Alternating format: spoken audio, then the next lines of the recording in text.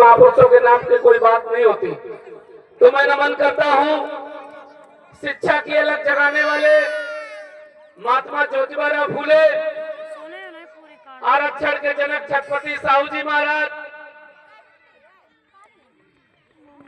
सबको समानता, समता, बंधुता का, न्याय का अधिकार दिलाने वाले हमारे रहबर, हमारे मसीहा, इस दुनिया को सबसे बड़ा संविधान देने वाले, भारत नहीं पूरे दुनिया में अपना परचम लहराने वाले परम पूज्य डॉक्टर बाबा साहब भीमराव अम्बेडकर जी के चरणों में कोटि कोटि नमन करता हूं। मैं नमन करता हूं इस भूली बिसरी जातियों को, जो तमाम भारत में जातियां ऐसी हैं जो भूली बिसरी हैं, जिनको मालूम ही नहीं था, उन सभी जातियों को एक माला की तरह इकट्ठा किया, फूलों की तरह इकट्ठा किया और उसका एक माला बनाया जिसको बहुजन समाज नाम दिया। ऐसे रहबर मानवर साहब कांसीराम जी के चरणों में कोटि कोटि नमन करता हूं। मैं नमन करता हूं इस देश में समय समय पर तमाम संत गुरु महापुरुष जन्मे, तमाम ऐसी माताएं जन्मी जिन्होंने इस देश के लिए लड़ाई लड़ी। माता रमाबाई, माता भीमाबाई, माता झलकारी बाई, माता उदा देवी पासी, माता फातिमा शेख और हमारी माता फूले देवी जी के चरणों में कोटि कोटि नमन करता हूं। सम्मानित साथियों, अगर महापुरुषों के नाम लेते रहेंगे तो बहुत लंबा समय हो जाएगा। हो सकता है रात के 8 हमसे ही बच जाए, क्योंकि हमारे समाज में तमाम महापुरुषों ने बहुत लड़ाई लड़ी है। तो मैं इसी कड़ी में 2017 और 2018 में हमारे SC/ST एक्ट को खत्म करने का इस यूपी बहरी सरकार ने प्रयास किया था। उसका एक ट्रेलर हम लोगों ने दिखाया था। उस ट्रेलर में हमारे 12-12, 13-13 साल के कुछ बच्चों के सीने पर गोलियां लगी थी।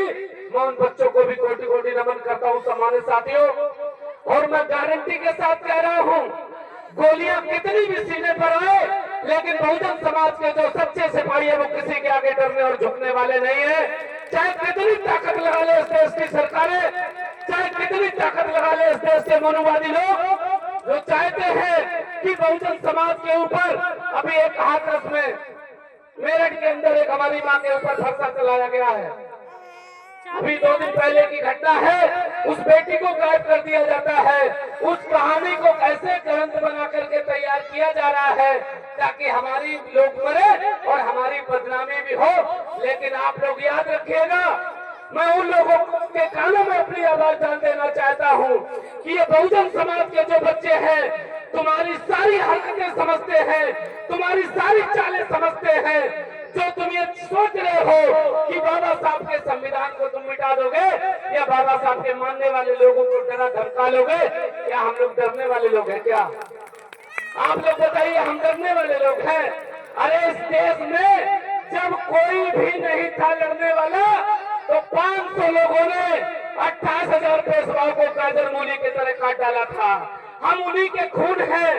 जब इस देश में हमारे लोगों को सम्मान से जीने का, चलने का, बैठने का, खाने का, जमीन रखने का, धन रखने का अधिकार नहीं था, तब हमारे मसीहा ने अकेले लड़कर के आपको सारे अधिकार दिए कि नहीं दिए? बताओ, दिए कि नहीं दिए? बताओ। इस देश के अंदर डॉक्टर बाबा साहब अम्बेडकर के खिलाफ लोग ऐसे लड़ते हैं जैसे मानो डॉक्टर अम्बेडकर ने उनकी खेती जोत ली हो। ऐसे लड़ते हैं कि मानो डॉक्टर अम्बेडकर दुनिया के सबसे बड़े दुश्मन हो गए हो। भारत के किसी भी नेता को मेरा खुला चैलेंज है इस मंच के माध्यम से, भारत के हर नागरिक को मेरा खुला चैलेंज है इस मंच के माध्यम से, वो आके मुझसे बात कर ले और मुझे बताए डॉक्टर अम्बेडकर ने कभी किसी के साथ गलत किया हो। कोई आके मुझे बताए, कोई आके मुझे बता सकता है। ये आवाज मेरी उनके कानों तक पहुंचा दीजिएगा ताकि उन लोगों के कानों में आवाज जाए। और मुझे इस देश की जितनी सोशल मीडिया के लोग चैनल चला रहे हैं, मैं उनकी डिबेट में बैठने के लिए तैयार हूँ। वो बताए कि डॉक्टर अम्बेडकर ने किसके साथ गलत किया। हाँ, मैं बताता हूँ डॉक्टर अम्बेडकर ने किसके साथ गलत किया। डॉक्टर अम्बेडकर ने यह गलत किया उनकी नजरों में कि जो लोग दूसरे का चबूतरा लिखते थे, वो आज उनकी आंखों में आंखें डाल के बात करते हैं। शायद उनको ये गलत लग रहा होगा। जिन लोगों को धन रखने का, जमीन पढ़ने का अधिकार नहीं था, आज वो लोग धन रख रहे हैं और जमीन जोत रहे हैं। शायद ये उनको खलना है, क्योंकि डॉक्टर अम्बेडकर से पहले हमारी माताओं बहनों को पढ़ने का भी अधिकार नहीं था, शिक्षा का अधिकार नहीं था। इस विद्यालय उससे पहले हमारे बच्चों को डॉक्टर अम्बेडकर भी विद्यालय के बाहर बैठ के पढ़े। विधायक जी ने कहा था कि डॉक्टर अम्बेडकर विद्यालय के बाहर पढ़ते थे, आज आपके बच्चे विद्यालय के अंदर है। शायद ये बात उनके कानों में खल रही है, ये खल रही है। मेरी माताओं बहनों, मैं आप लोगों को छोटी सी बातों में एक बात कहते जा रहा हूँ कि इस देश में एक तंबू तना हुआ है, इस देश में एक तंबू बना हुआ है और उस तंबू का कोई बंबू बना हुआ है और उस बंबू में जो रस्सी बनी है वो एक किसी विशेष जाति की रस्सी बनी हुई है और उन तीनों को मिला के जो रस्सी बांधी गई है उसका खूंटा बहुजन समाज के लोगों को बनाकर तो उसमें गाड़ दिया गया है। जिस दिन वो खूंटा उखड़ेगा वो तंबू इस देश में रहेगा नहीं, वो बह जाएगा, टूट जाएगा, गिर जाएगा। ये मैं दावे के साथ कह रहा हूँ, मैं बहुजन समाज के लोगों से कह रहा हूँ कि खूंटा बनना बंद कर दो, खूंटा बनना बंद कर दो, क्योंकि वो खूंटा बना करके हमें ठोक देते हैं और हम उनकी सुरक्षा, उनके तंबू को सुरक्षित करे हुए हैं। हमारे देश में, इस देश के अंदर हमारा असली देशी नेता कौन है, ये हमें जानने की जरूरत है। क्या बाबा साहब अम्बेडकर ने 18 मार्च 1956 में एक बात कही थी आगरा में, आप लोगों को शायद याद हो। ये कहा था कि मैं आगरा की धरती पर अकेला तंबू का बंबू बन के खड़ा हूँ, मुझे कोई ऐसा बेटा नहीं मिला, मुझे इतनी बड़ी भीड़ में कोई ऐसा नजर नहीं आया जो हमारे साथ तंबू का बंबू बन के खड़ा हो सकता। ये डॉक्टर अम्बेडकर ने कहा था। उन्होंने कहा था मैंने जिनको पढ़ने का मौका दिया उसी पढ़े लिखे समाज ने मुझे धोखा दिया। ये डॉक्टर अम्बेडकर ने कहा था। डॉक्टर के अम्बेडकर के जीते जी कोई तंबू का बंबू नहीं बन पाया। मेरे समाज के लोगों, अगर कोई तंबू का बंबू बना तो बाबा साहब के जाने के बाद मानवर साहब कांसीराम बने कि नहीं बने, बताओ मेरे बुजुर्गों, बताओ ये बात सही है कि नहीं है। बाबा साहब के मिशन को बढ़ाने के लिए मानवर साहब कांसीराम ने अपना सब कुछ त्याग करके आपको ये राजनीतिक चेतना जगाई है। इसके बाद उस तंबू का बंबू अगर इस देश के अंदर कोई बना है तो वो बहन कुमारी मायावती जी बनी है। लगातार उस तंबू का बंबू बन के आपकी रक्षा कर रही है कि नहीं कर रही है, बताओ, बताइए, कर रही है कि नहीं कर रही है। इस देश के अंदर बाबा साहब का झंडा फाड़ दिया जाता है, इस देश के अंदर बाबा साहब अम्बेडकर की प्रतिमाएं तोड़ दी जाती है, इस देश के अंदर हम लोगों को अपमानित किया जा रहा है। लगातार जुल्म की आंधी चल रही है। उस जुल्म की आंधी को हम लोग समझे तो देखें, एक छोटा सा पार्क बनाने के लिए हम लोगों को कितनी मुसीबतें सहन करनी पड़ती। अभी मैं जब जेल से बाहर आया था, मैंने देखा था रामपुर की धरती पर हाई स्कूल के छात्र को माथे में गोली मार दी जाती। वो गोली कौन मारता है आपको मालूम है? प्रशासन के लोग गोली मारते हैं, और पुलिस के जवान गोली मार देते हैं।